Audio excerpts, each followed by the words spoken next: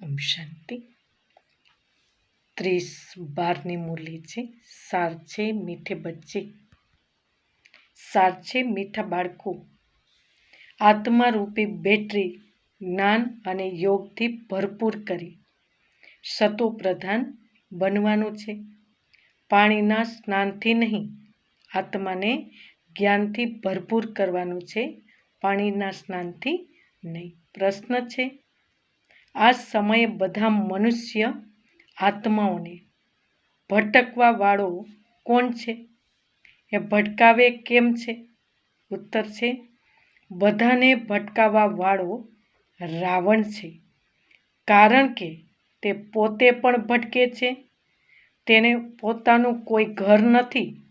રાવણને કોઈ બાબા નથી.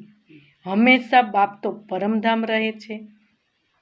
પોતાના બાળકોને ઠેકાણું આપવાવાળા. તમને ઘરની ખબર પડી ગઈ એટલે તમે ભટકતા નથી. તમે કહો છો અમે બાપથી પહેલા જુદા પડેલા, ફરી પહેલા ઘર જઈશું. ઓમ શાંતિ.